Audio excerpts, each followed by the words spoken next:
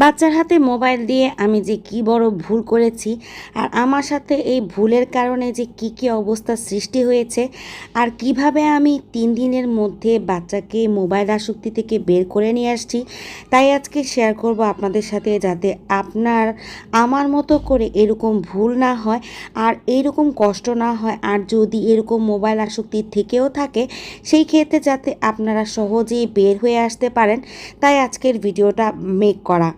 আসসালামু আলাইকুম পনের আপুরা ভাইয়েরা, কেমন আছেন সবাই? আশা করি সবাই ভালো আছেন।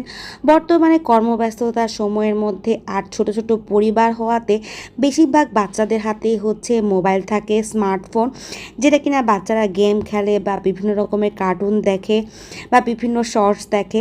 তো দেখা গেছে যে আমার বেবিটা হওয়ার পর থেকেই আমি তো একার সংসার, ওকে কোলে নেওয়া, ওকে খাওয়ানো বা ওকে গোসল করানো বা ঘরের কাজ করা, কোনো কিছুতে আসলে হেল্প করার মতো ওরকম কেউ ছিল না। আর ও একটু মা ভক্ত, যার কারণে দেখা গেছে যে কারো হাতেই ও কোনো কিছু করতো না, যার কারণে বাধ্য হয়ে মোবাইল হাতে দিয়ে আমার হচ্ছে ঘরের সব কাজ করতে হতো। তো আমি হচ্ছে নিরুপায় হয়ে মোবাইল দিয়েছি। আর দেওয়ার কারণে যেটা হয়েছে, আমার বাচ্চা মোবাইল দেখতে দেখতে একটা পর্যায়ে এমন অবস্থা হয়েছে যে খেতে গেলেও মোবাইল লাগবে, টয়লেটে গেলে মোবাইল লাগবে, বসতে গেলে মোবাইল লাগবে, কোনো কিছুতেই তার মোবাইল, সব কিছুতে তার মোবাইল লাগবে।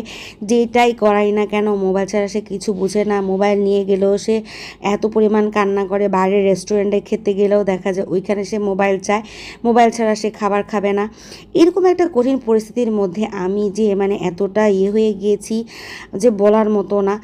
তো এখন আমি অনেক কিছু থেকে বের হয়ে আসতে চাচ্ছি, আর আমার কাছে মনে হচ্ছিল যে পাহাড় সমান বিপদ আমার মাথার উপর এসে পড়েছে। এটা আসলে প্রতিটা মায়ের জন্য, প্রতিটা পরিবারের জন্যই ঝামেলা। এখন পরিবারগুলো খুব ছোট ছোট পরিবার। আগের দিনে দেখা যেত যে আমাদের সময় মোবাইল দেখার টাইমই ছিল না। মামারা, চাচারা, খালারা বাসার মধ্যে প্রচুর পরিমাণে আত্মীয় স্বজন থাকতো, বা আশেপাশের বাচ্চাদের সাথে বিকেলবেলা খেলাধুলা করা, এই সব কিছু মিলিয়ে কিন্তু আমাদের সময়টা ভিন্ন রকম কেটেছে। কারেন্ট চলে গেলেও আমাদের মনের মধ্যে অন্যরকম একটা ফুর্তি কাজ করতো। আমরা বাড়ি খেলতাম, ছাদের উপরে খেলতাম, বাসার নিচে খেলতাম। আমাদের এরকম হয়ে গেছিলো যে কারেন্ট চলে গেলে আমরা ছাদের উপরে, বিল্ডিংয়ের আশেপাশের বাচ্চাদের সাথে আমরা একসাথে খেলাধুলা করেছি।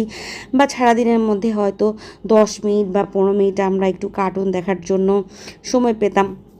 কিন্তু এখন যে এটা কঠিন অবস্থা, আপনি রান্না করতে যান, গোসল করতে যান, সব কিছুর জন্য একটা মানুষ নাই যে মানুষটা আপনার বাচ্চাকে খেয়াল রাখবে। কিন্তু এর ভিতরে কিন্তু আমাদের বাচ্চাদেরকে খেয়াল রাখতে হবে, এটাই হচ্ছে সবচেয়ে বড় কথা। আমি গত কয়েকদিন ধরেই খেয়াল করতেছিলাম, মোবাইল দেখতে দেখতে ওর এমন অবস্থায়, যেখানে ও ঘুমিয়ে আছে, ঘুমের মধ্যে সে এভাবে মোবাইল টিপতেছে, কন্টিনিউয়াসলি মোবাইল টিপতেছে, গেম খেলতেছে। আমি ওকে ঝাঁকা দিচ্ছি, বা ও দেখেন ও নড়ে চড়ে এভাবে এভাবে গেম খেলতেছে। ও কিন্তু পুরো ঘুমের মধ্যেই ও কিভাবে মোবাইল টিপতেছে, গেম খেলতেছে। আমি এটা দেখার পর আমার কাছে মনে হচ্ছিল যে আমি পৃথিবীতেই নাই। আমি কি করলাম, আমার ভুলের কারণে আমার বাচ্চাটা শেষ হয়ে গেল। তারপরে মনটাকে শক্ত করলাম, চিন্তা করলাম অ্যাকচুয়ালি কী করা যায়। আসলে বাচ্চারা মোবাইল চায় না, বাচ্চারা চায় সময়, মা থেকে, বাবার থেকে, ভাই থেকে, পরিবার থেকে। যদি একদম সময়টা, পারফেক্ট সময়টা পায়, ওরা আসলে কিন্তু মোবাইলের দিকে ঝুঁকে পড়ে না।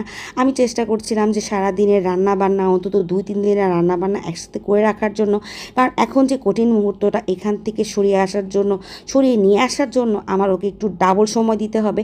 তারপর যদি আলহামদুলিল্লাহ আমি ওখান থেকে সরিয়ে নিয়ে আসতে পারি, সেক্ষেত্রে দেখা যায় আস্তে আস্তে ও অ্যাডজাস্ট হয়ে যাবে। এখানে দেখেন ও নানুর কাছে গিয়েছিল, আটা নিয়ে আসছে, আটা নিয়ে এসে আটা বানিয়ে ও এই যে এখান থেকে সুন্দর করে দিয়ে হাঁড়ি পাতিল বানাচ্ছে। আমি ওকে হেল্প করতেছি। আমি ওকে জাস্ট মোবাইল থেকে রিমুভ করার জন্য বলতেছিলাম যে বড় বড় ঘরে কিছু ময়লা আমি নিজে ফেলে আমি বলতেছি, এগুলো তুমি ঝাড়ু দাও, ঝাড়ু দিয়ে দিয়ে তুমি এগুলো বিনে ফেলো।